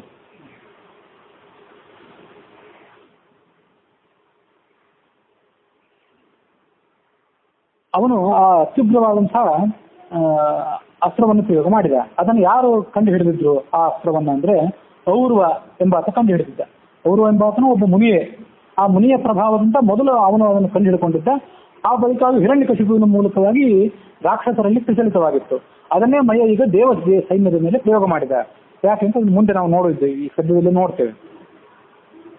ಆ ಮಹಾಸ್ತ್ರದ ಪ್ರಯೋಗದಿಂದ ಇಂದ್ರ ಪ್ರಯೋಗ ಮಾಡಿದಂತಹ ತಾಮಸಿ ಅಸ್ತ್ರ ಏನಿತ್ತಲ್ಲ, ಅದು ತನ್ನ ಕಳೆಯನ್ನು ಕಳ್ಕೊಂಡಿತ್ತು. ದೈತ್ಯರೆಲ್ಲರೂ ತಮ್ಮ ಎಚ್ಚರವನ್ನು ಮತ್ತೆ ಪಡ್ಕೊಂಡ್ರು. ದೇವತೆಗಳ ಜೊತೆಗೆ ಹೋರಾಟ ಪ್ರಾರಂಭ ಮಾಡಿದ್ರು. ಆ ಮಯ ಪ್ರಯೋಗ ಮಾಡಿದಂತಹ ಒಂದು ಮಹಾ ಅಸ್ತ್ರ ಅದು ಹೇಗಿತ್ತಂತ, ಅದೊಂದು ಬೆಂಕಿ. ಆ ಬೆಂಕಿ ಮಹತ್ವವನ್ನು ಸ್ವಲ್ಪ ಗಮನಿಸಿ.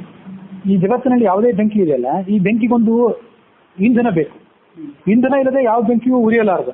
ನೀವು ಅದನ್ನು ಗಮನಿಸಿ. ನೀರನ್ನು ನೀವು ಇಲ್ಲಿ ತಂದಿಡಬಹುದು. ವಾಯು, ನೀರು, ಪೃಥ್ವಿ ಇವೆಲ್ಲವೂ ಕೂಡ ಅದಕ್ಕೊಂದು ಆಶ್ರಯ ಬೇಕಂತೇನಿಲ್ಲ. ಆದ್ರೆ ಬೆಂಕಿಗೆ ಮಾತ್ರ ಯಾವತ್ತೂ ಒಂದು ಇಂಧನ ಬೇಕು. ಇಂಧನ ಇಲ್ಲದೆ ಬೆಂಕಿ ಉರಿಯಲಾರದು. ಕಟ್ಟಿಗೆ ಆಗಲಿ, ತುಪ್ಪವಾಗಲಿ, ಇಂಥದ್ದು ಯಾವುದಾದ್ರೂ ಒಂದು ಇಂಧನ ಇರೋ ತನಕ ಉರಿತದೆ ಬೆಂಕಿ. ಆ ಇಂಧನ ಖಾಲಿ ಆದ್ರೆ ಬೆಂಕಿಯು ನಷ್ಟವಾಗಿರ್ತದೆ. ಇದು ಲೌಕಿಕವಾದಂತಹ ಅಗ್ನಿಗಳ, ಲೌಕಿಕವಾದಂತಹ ಬೆಂಕಿಗಳ, ತೇಜಸ್ಸುಗಳ ಪರಿಸ್ಥಿತಿ. ಆದ್ರೆ ಈ ಔರ್ವ ಎಂಬ ಋಷಿ ಕಂಡು ಹಿಡಿದಂತಹ ಈ ಒಂದು ದಿವ್ಯಾಸ್ತ್ರ ಏನಿತ್ತಲ್ಲ, ಈ ಔರ್ವಾಗ್ನಿ ಅಂತ ಅದಕ್ಕೆ ಹೆಸರು, ಔರ್ವಾಗ್ನಿ ವಿದ್ಯಾ ಅಂತ ಅದಕ್ಕೆ ಹೆಸರು. ಅದಕ್ಕೆ ಯಾವುದೇ ಇಂಧನದ ಅವಶ್ಯಕತೆ ಇರಲಿಲ್ಲ. ಬೆಂಕಿಯಾಗಿದ್ದು ಆಕಾಶದಲ್ಲಿ ಯಾವಾಗಲೂ ಉರಿತಾನೆ ಇರ್ತಿತ್ತು ಅದನ್ನ ಒಮ್ಮೆ ಪ್ರಯೋಗ ಮಾಡಿಬಿಟ್ರೆ. ಹಾ ಹಾ ಇರ್ಬೇಕು. ಹಾ, ನೀರೇ ಅದಕ್ಕೆ ಇಂಧನ ಅಂತ ಇಲ್ಲಿ ವರ್ಣನೆ ಮಾಡಿದ್ದಾರೆ. ಉಳಿದೆಲ್ಲ ಕಡೆ ತುಪ್ಪ, ಕಟ್ಟಿಗೆ ಮೊದಲಾದ ಬೇಕು, ಇದಕ್ಕೆ ನೀರು ಮಾತ್ರ ಇಂಧನ ಆಗಿದ್ರೆ ಸಾಕು. ಯಾಕಂದ್ರೆ ಸಮುದ್ರ ಗರ್ಭದಲ್ಲಿ ಹೋಗಿ ಅಡಗಿತ್ತದು ಅಂತ ವರ್ಣನೆ ಬರ್ತಾ ಇದೆ. ಹಾಗೆ ನೀರು ಒಂದು ಅದಕ್ಕೆ ಇಂಧನವಾಗಿದ್ರೆ ಸಾಕು. ಆ ನೀರನ್ನೇ ಅವಲಂಬಿಸಿ ಅದು ಉರಿಯುವಂಥದ್ದು. ಈ ಅಸ್ತ್ರದ ದಾಹವನ್ನು ತಾಳಲಾರದೆ, ಈ ಅಸ್ತ್ರವಿದ್ಯೆಯ ದಾಹವನ್ನು ತಾಳಲಾರದೆ ಎಲ್ಲ ದೇವತೆಗಳು ಚಂದ್ರನ ಕಡೆ ಹೋಗಿಬಿಟ್ರು.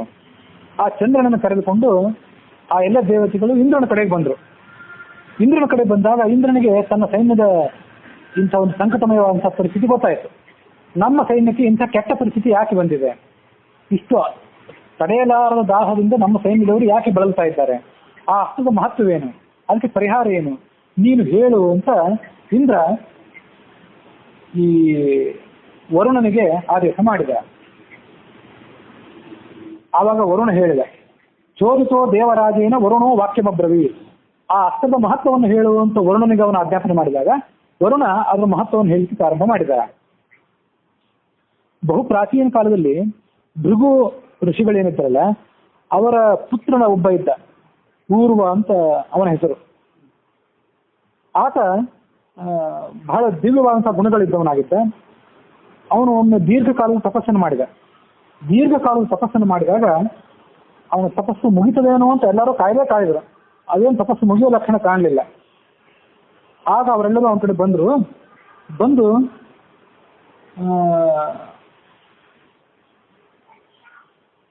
ಅವನನ್ನ ಕೇಳಿದರು, ಈ ಋಷಿಗಳಲ್ಲಿ ಎಲ್ಲರಲ್ಲೂ ನೀನೇ ಶ್ರೇಷ್ಠ ಅಂತ ಅನಿಸಿಕೊಂಡವನು, ಇದ್ರ ಬಗ್ಗೆ ಏನು ವಿವಾದ ಇಲ್ಲ, ಆದ್ರೆ ನೀನು ಹೀಗೆ ಇದ್ದು ಬಿಟ್ರೆ ತಪಸ್ಸನ್ನೇನೋ ಮುಂದುವರಿಸ್ತಾ ಇದ್ದೆ, ತಪಸ್ಸನ್ನು ನೀನು ನಿಲ್ಲಿಸೋದು ಯಾವಾಗ, ಮತ್ತು ನೀನು ವಿವಾಹ ಮಾಡಿಕೊಂಡು ಗೃಹಸ್ಥಾಶ್ರಮಕ್ಕೆ ಪ್ರವೇಶ ಮಾಡೋದು ಯಾವಾಗ?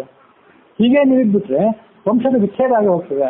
ಹಾಗಾಗಿ ತಪಸ್ಸನ್ನು ನಿಲ್ಲಿಸು. ನೀನು ತಪಸ್ಸು ಮಾಡಿದ ಸಾಕು, ಬೇಕಾದಷ್ಟು ಸಿದ್ಧಿಗಳು ನಿನಗೆ ಈಗ ದೊರೆತಿವೆ, ತಪಸ್ಸನ್ನು ನಿಲ್ಲಿಸಿ ವಿವಾಹ ಮಾಡಿಕೊಂಡು ಗೃಹಸ್ಥಾಶ್ರಮಕ್ಕೆ ಬಾ ಅಂತ ಅವರೆಲ್ಲರೂ ಕೂಡ ಅವನನ್ನು ಪ್ರಾರ್ಥನೆ ಮಾಡಿದರು.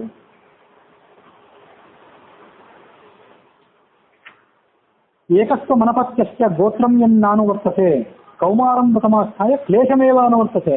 ಇನ್ನೂ ಕುಮಾರನಾಗಿಯೇ ಇದ್ದಿ ನೀನು, ಬ್ರಹ್ಮಚರ್ಯ ಆಶ್ರಮದಲ್ಲೇ ಇದ್ದಿ, ಗೃಹಸ್ಥಾಶ್ರಮಕ್ಕೆ ನೀವು ಬರೋದು ಯಾವಾಗ? ಯಾಕೆಂತಂದ್ರೆ ಈ ದೊಡ್ಡ ದೊಡ್ಡ ಗೋತ್ರಗಳೇನಿವೆ, ಎಲ್ಲ ಋಷಿಗಳಿಂದ ಹುಟ್ಟಿದಂಥ ಗೋತ್ರಗಳು, ಆ ಗೋತ್ರಗಳಿಗೆ ಅಲ್ಲಿ ಹುಟ್ಟಿದವರೆಲ್ಲರೂ ಕೂಡ ಹೀಗೆ ಉಳಿದು ಬಿಟ್ರೆ, ಮದುವೆ ಆಗದೆ ತಪಸ್ಸು ಮಾಡ್ತಾ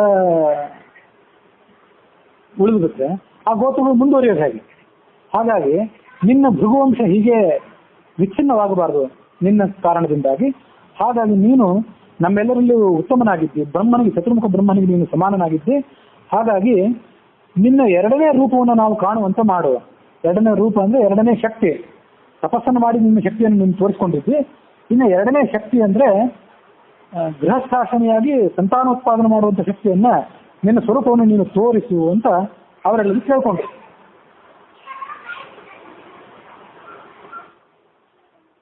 ತ್ವಮಾಧಸ್ವರ್ಜಿತಂ ತೇಜಃ ದ್ವಿತೀಯಾಂ ವೈ ತನುಂ ಕುರು. ನಿನ್ನ ಪ್ರಬಲವಾದಂಥ ತೇಜಸ್ಸನ್ನು ತೋರಿಸು, ಎರಡನೇ ರೂಪವನ್ನು ತಾಳು ಅಂತ ಅವ್ರು ಕೇಳ್ಕೊಂಡ್ರು. ಆಗ ಅವನೇನಂದ, ಇವನು ಈ ಋಷಿಗಳ ಮಾತನ್ನು ಕೇಳಿ ಅವನಿಗೇನೋ ಸಮಾಧಾನ ಆಗಲಿಲ್ಲ.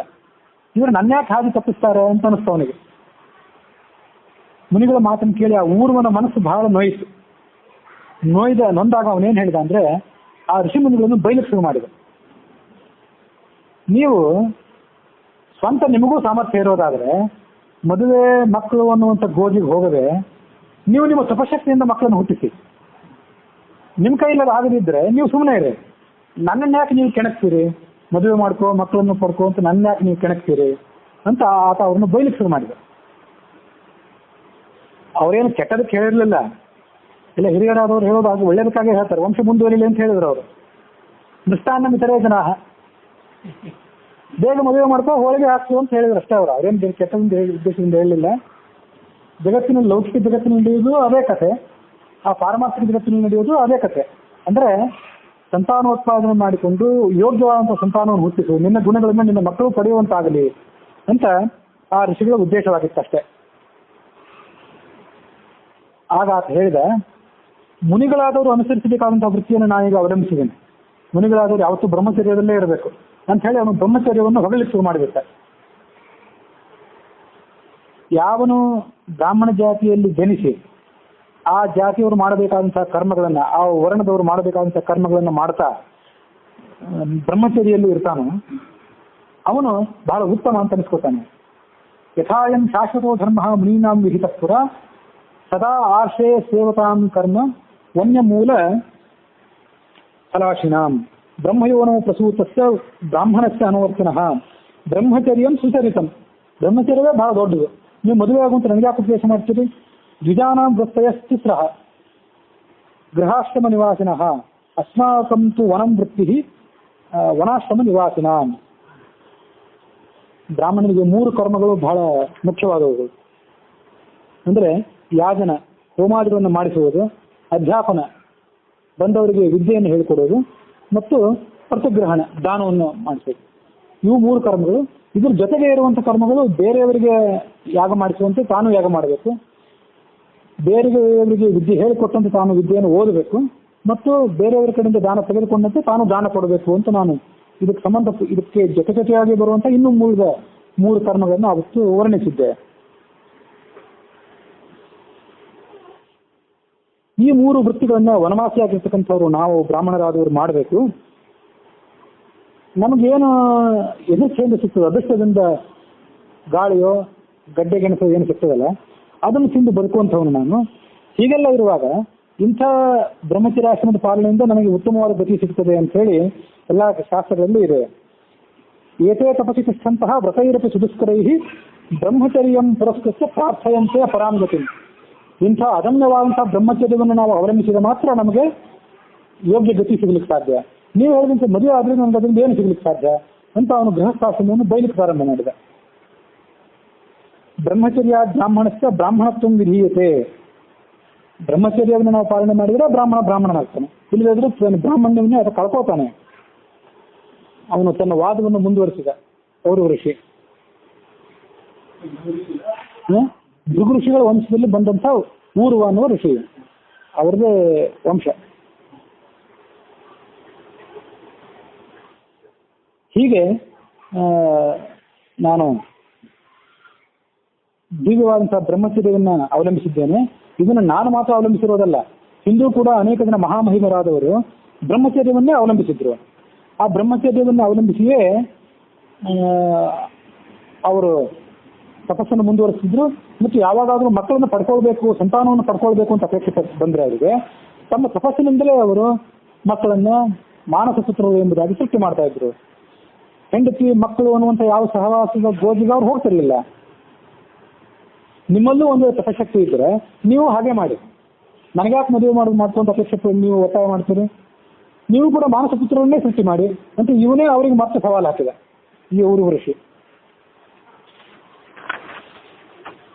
ನಾಸ್ತಿ ಯೋಗಂ ವಿನಾ ಸಿದ್ಧಿ ನಾಸ್ತಿ ಸಿದ್ಧಿಂ ವಿನಾ ಯಶಃ ನಾಸ್ತಿ ಲೋಕೆ ಯಶೋರ್ಮೂಲಂ ಬ್ರಹ್ಮಚರ್ಯಾತ್ ಪರಂ ತಪಃ. ಹಾಗಾಗಿ ನೀವು ಕೂಡ ದಾರಾಹ ಕ್ವತ ಸಂಯೋಗ, ಯಾತಕ್ಕಾಗಿ ಹೆಂಡತಿ, ಯಾತಕ್ಕಾಗಿ ಮಕ್ಕಳು, ಈ ಎಲ್ಲ ಜಂಜಾಟ ಯಾತಕ್ಕಾಗಿ ಅಂದ ಅವನು. ಯದ್ಯಸ್ತಿ ತಪಸೋ ವೀರ್ಯಂ, ನಿಮಗೂ ಒಂದೇ ತಪೋಬಲ ಇರೋದಾದ್ರೆ ಯುಷ್ಮಾಕಂ ಅಮಿತಾತ್ಮನ ಸೃಜಧ್ವಂ ಮಾನಸಾನ್ ಪುತ್ರಾನ್, ಮಾನಸ ಪುತ್ರರನ್ನೇ ಸೃಷ್ಟಿ ಮಾಡಿ. ನೀವಾದ್ರೂ ಯಾಕೆ ಮದುವೆ ಮಾಡ್ಕೊಳ್ತೀರಿ, ನಿಮಗಾದ್ರೂ ಜಂಜಾಟ ಯಾಕೆ?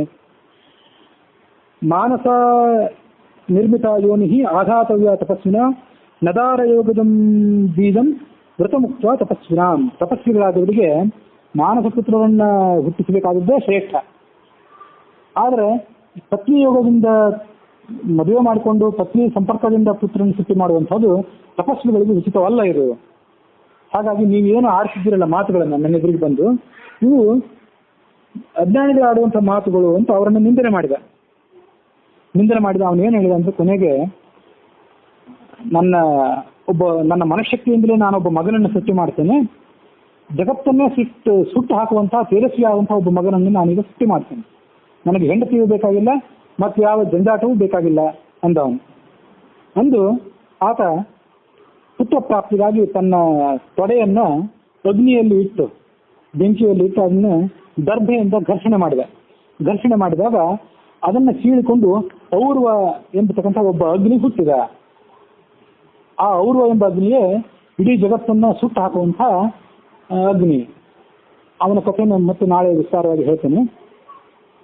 ಈ ಔರ್ವ ಎಂಬ ಅಗ್ನಿ ಊರ್ವ ಎಂಬ ಋಷಿಯಿಂದ ಹುಟ್ಟಿದವ. ಊರ್ವನಿಂದ ಹುಟ್ಟಿದವ ಆದ್ದರಿಂದ ಅವನಿಗೆ ಔರ್ವ ಅಂತ ಹೆಸರು. ಈ ಔರ್ವ ಎಂಬ ಅಗ್ನಿಯ ಪ್ರಭಾವದಿಂದಲೇ ಆ ವಿದ್ಯೆಯು ಕೂಡ, ಔರ್ವ ಎಂಬ ಅಗ್ನಿಯ ಸ್ವರೂಪವಾದದ್ದೇ ಆ ವಿದ್ಯೆ. ಆ ವಿದ್ಯೆಯನ್ನೇ ಈ ಊರ್ವ ಋಷಿಯಿಂದ ಹಿರಣ್ಯಕಶಿಪು ಪಡೆದುಕೊಂಡಿದ್ದ, ಹಿರಣ್ಯಕಶಿಪುವಿಂದ ಮಯಾದಿ ದಾನವರು ಪಡೆದುಕೊಂಡಿದ್ರು ಅಂತ ಆ ಕಥೆಯನ್ನು ನಾವು ಅಲ್ಲಿ ನೋಡ್ತೀವಿ. ಆ ಔರ್ವ ಅನ್ನುವಂಥ ಅಗ್ನಿ ಏನಿತ್ತಲ್ಲ ಅದರ ಮುಂದುವರೆದ ಕಥೆಯನ್ನು ನಾಳೆ ನಾವು ನೋಡ್ತೀವಿ. ಈ ಸಂದರ್ಭದಲ್ಲಿ ಸಾಂದರ್ಭಿಕವಾದ ಒಂದು ಮಾತು ಏನು ಹೇಳ್ಬೇಕಂದ್ರೆ, ಈ ಎಲ್ಲ ಜ್ಞಾನಿಗಳಾದಂತಹ ಋಷಿಗಳ ನಡುವೆ ಮತ್ತು ಊರ್ವ ಋಷಿಯ ನಡುವೆ ಮದುವೆ, ಹೆಂಡತಿ, ಮಕ್ಕಳು, ಸಂತಾನ ಉತ್ಪಾದನೆ ಇದ್ರ ಬಗ್ಗೆ ಒಂದು ದೀರ್ಘವಾದ ಚರ್ಚೆ ನಡೀತಲ್ಲ. ಅವರ ಚರ್ಚೆ ಮತಿತಾರ್ಥ ಏನು? ಆ ಹೇಳಿದವರು ಸರಿಯೋ, ನಿರಾಕರಣೆ ಮಾಡಿದವನು ಸರಿಯೋ, ತಪ್ಪು ಯಾರು? ಇವನು ತಪ್ಪೋ ಅವನು ತಪ್ಪೋ? ಅದನ್ನು ನಾವು ಈ ಸಂದರ್ಭದಲ್ಲಿ ನೋಡ್ಬೇಕಲ್ಲ. ಸರ್ವೇ ಸಾಧಾರಣವಾಗಿ ಕೃತಯುಗ, ತ್ರೇತಾಯುಗ, ದ್ವಾಪರ ಯುಗಗಳಲ್ಲಿ ಮನುಷ್ಯನಾದವನು ಬ್ರಹ್ಮಚರ್ಯಾಗಿ ಉಳಿದಕ್ಕೆ ಅವಕಾಶ ಇತ್ತು.